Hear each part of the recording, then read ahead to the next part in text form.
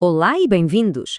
Hoje vamos mergulhar de cabeça num método de investigação super poderoso que é, basicamente, ser um detetive da história. A ideia é aprender a interrogar os vestígios, as pistas que o tempo deixou para trás e conseguir desvendar as histórias que eles nos contam. Então, qual vai ser o nosso plano de ataque? Primeiro, vamos dar uma olhada na cena do crime, ou seja, o que é que significa investigar o passado. Depois, vamos identificar as nossas provas, o que é que realmente conta como uma pista. A seguir, abrimos o manual do investigador e vemos como analisar essas pistas passo a passo. E claro, no final, como em qualquer bom caso, vamos pesar os prós e os contras do nosso método. Parece bom? Então vamos a isso. Muito bem! Vamos lá colocar os nossos chapéus de detetive. Toda a boa investigação começa por perceber o terreno em que se está a pisar. Antes de saltarmos para as pistas, temos que entender o que é que isto implica. Resolver um caso que já foi arquivado há muito, muito tempo.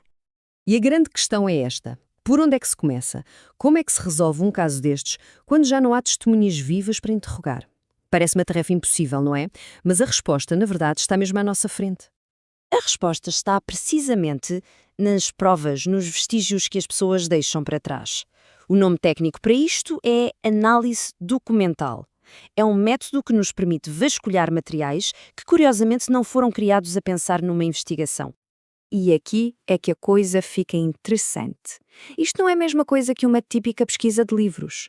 Na pesquisa bibliográfica, o que se faz é estudar o que outras pessoas já concluíram, ou seja, as fontes secundárias. A análise documental, por outro lado, é diferente. Ela vai direto à fonte do crime, por assim dizer. Trabalha com as fontes primárias. São as pistas em estado bruto, os materiais originais que ainda ninguém analisou. Ok, se vamos trabalhar com pistas em estado bruto, isso levanta uma questão essencial, certo? O que é que conta como uma pista? A definição do documento, aqui, é muito mais ampla e fascinante do que se possa imaginar. Pois é, o ponto-chave é que um documento não é só um pedaço de papel. O conceito hoje em dia foi alargado para incluir, basicamente, qualquer vestígio de atividade humana.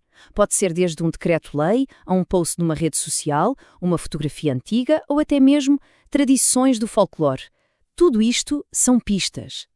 E esta citação do historiador Jacques Le Goff é brilhante, porque nos lembra que estas provas não são neutras. Ele dizia que os documentos são também monumentos. Foram construídos com um propósito, para projetar uma imagem específica. O nosso trabalho como investigadores é precisamente desmontar essa construção para perceber a intenção que estava por trás. Ok, já definimos as nossas provas e já percebemos que temos de as olhar com um olhar muito crítico. Agora vamos à parte prática, o manual do investigador. Como é que pegamos nestas pistas todas, que parecem dispersas, e construímos uma conclusão sólida? Essencialmente, resolver o caso passa por duas fases críticas.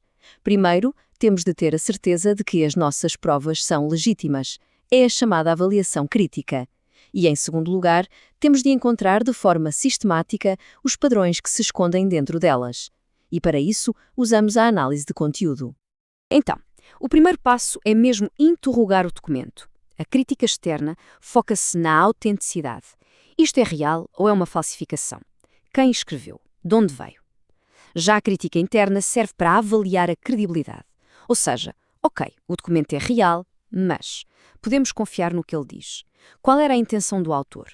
É um relato fiel ou é tendencioso? É tal e qual um detetive que tem de verificar se a fonte da sua informação é fiável. Assim que as provas estão validadas, aí sim começa a análise a sério.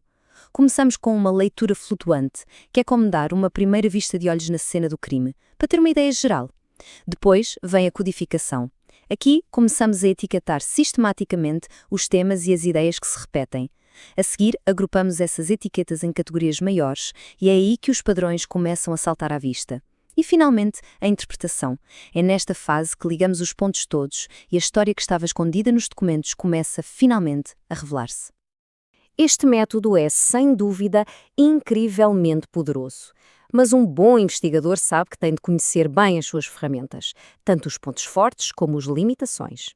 Para não tirarmos conclusões precipitadas, temos de ter consciência de que esta abordagem, apesar de muito poderosa, não é perfeita. A grande força deste método está na sua estabilidade. Pensem nisto. Ao contrário de uma testemunha humana, Um documento não muda a sua história só porque alguém está a olhar para ele. É o que se chama uma fonte não reativa, e isso dá-lhe uma objetividade que é única. No entanto, claro, há limitações. Os registros que chegam até nós estão muitas vezes incompletos, afinal, nem tudo sobrevive à passagem do tempo. E, como já vimos, os documentos carregam sempre os preconceitos e as intenções de quem os criou. Reconhecer estas armadilhas é absolutamente fundamental para se fazer uma análise rigorosa. Para terminar, a análise documental dá-nos o poder de ler as histórias que ficaram para trás. E isto deixa-nos com uma reflexão final, não acham? Com cada e-mail que mandamos, cada post que fazemos, cada relatório que escrevemos, estamos a deixar pistas para os historiadores do futuro.